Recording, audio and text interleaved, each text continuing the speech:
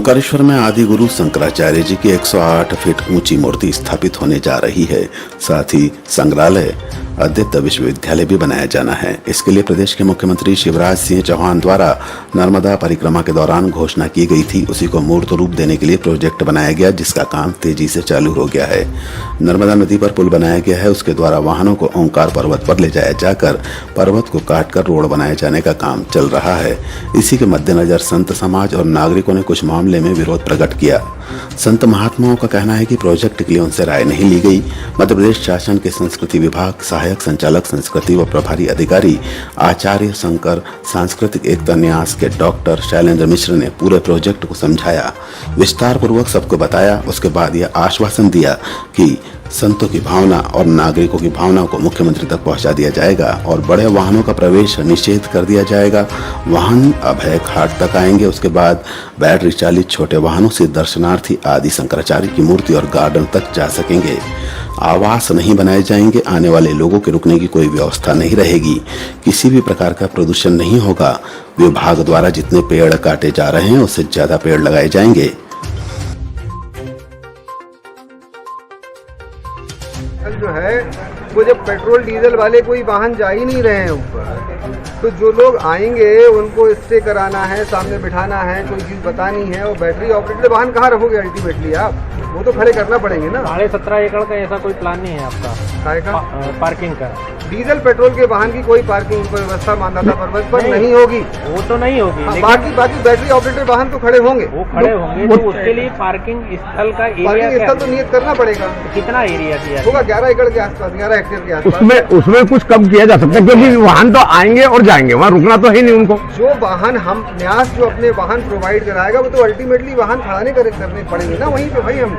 तो ये 17.5 एकड़ है कि 11 हेक्टेयर क्या है? हेक्टेयर है, हेक्टेयर। 11 हेक्टेयर आपको देख के और बता दूँ, 11 एग्जैक्ट देख के बता दूंगा। हेक्टेयर में, एकड़ में मैं कह रहा हूँ पॉइंट पकड़ने की जरूरत नहीं है, एक्चुअल देख के बता दूँ। इसके अलावा वहाँ पर जैसे कुछ स्वास्थ्य के संबंध में कुछ सुविधाएं प्रदान करेंगे। जैसे वहाँ यात्री गए, यदि किसी प्रकार की तबीयत खराब होगी, किसी प्रकार का उनको स्वास्थ्य, सिर्फ फर्स्ट एड फैसिलिटी रहेगी। हॉस्पिटल हम कतई नहीं खोल रहे हैं, ना हमारा विभाग है वो, लेकिन इतनी सुविधा रहेगी किसी आदमी को कुछ हो गया तो उसको फर्स्ट एड हम दे सके। बुखार आ गया, दवाई देके भैया तुम जाओ आके वहाँ दिखा लेना। चोट लग गई थोड़ी बहुत तो ऑक्सीजन नहीं, ऑक्सीजन की कोई नहीं। ये मेरा निवेदन आपसे कि आप इसको अपने माध्यम से ये माननीय मुख्यमंत्री जी के पास ये पहुँचना चाहिए, क्योंकि अपन जब इतना बड़ा प्रोजेक्ट बना रहे हैं तो वहाँ इस तरह की सुविधा तो बहुत जरूरी है। यदि कल को कुछ वहाँ घटना होगी तो वहाँ से यहाँ नीचे आने में 1 घंटा लगेगा। अब वो तो साथ जो लगेगा वो लगेगा, आज भी होती होगी तो उतना टाइम लगता होगा। जब हम काम करेंगे शायद आधा, अभी 1 घंटा लगता होगा। जब हमारे बैटरी ऑपरेटेड वाहन शुरू हो जाएंगे शायद आधा घंटे में ही हम पहुंचा देंगे उसको। तो फिर भी माननीय मुख्यमंत्री टाइम हमने कवर किया, 1 घंटे से आधा घंटे पे लाए। बहुत अच्छा और अच्छी बात है सर। बाकी यही है कि जो भी शासन की योजना है बहुत अच्छी योजना है। उसमें जो भी संतों का और नागरिकों ने जो मांग रखी है उसको आप नागरिकों की 2 मांग मुख्यतः थी। जो उसकी पार्किंग की बात थी, हमने पार्किंग की। इस बैठक में विशेष रूप से महामंडलेश्वर मध्य प्रदेश शासन की ओर से राज्य मंत्री का दर्जा प्राप्त स्वामी नर्मदानंद महाराज उपस्थित हुए। इसके अलावा बैठक में महंत कैलाश भारती जी, महामंडलेश्वर बजरंगदास जी, श्याम सुंदरदास जी, मंगलदास जी, संत मंडल के अध्यक्ष मस्तगिरी बाबा, नगर परिषद के अध्यक्ष अंतर सिंह बारे, जनप्रतिनिधि, गणमान्य नागरिक, पत्रकार बंधु एवं महात्मा संत उपस्थित हुए। स्वामी महामंडलेश्वर नर्मदानंद ने कहा कि ओंकारेश्वर में आदि गुरु शंकराचार्य जी का दीक्षा स्थल है। इसके लिए जो प्रोजेक्ट बनाया गया है उसमें हमें सहयोग देना है। ओंकार पर्वत, मानधाता पर्वत सुरक्षित रहे, सभी की भावना है। प्रदूषण न हो इसके लिए भी सहमत है। यह भी तय किया गया कि मानधाता महाराज की मूर्ति भी स्थापित की जाएगी। संत महात्माओं को विस्थापित नहीं किया जाएगा। वृक्षों को नहीं काटा जाए। स्थानीय लोगों को नौकरी में प्राथमिकता दी जाए, क्योंकि बांध के समय स्थानीय लोगों की अनदेखी की गई थी। इस अवसर पर एसडीएम चंद्र सिंह सोलंकी, तीर्थ पुरोहित संघ प्रदेश अध्यक्ष पंडित जयप्रकाश पुरोहित ने भी अपने विचार व्यक्त किए। और मानदाता तहसील के नाम से इस स्थान का नाम भी है।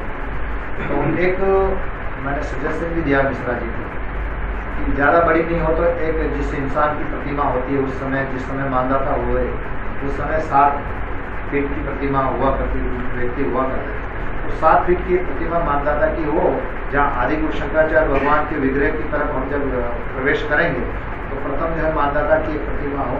कि जिसके द्वारा लोगों को ये ज्ञात हो कि भाई मानदाता कोई राजा हुए थे जिन्होंने सोम पर्वत को बसा करके यहाँ पे 33 करोड़ देवता जी हम कहते हैं 33 करोड़ देवता हमारी जो सनातन संस्कृति के अंदर कहते हैं 33 कोटि है वो करोड़ हम लोग मानते हैं वो 33 कोटि देवता है।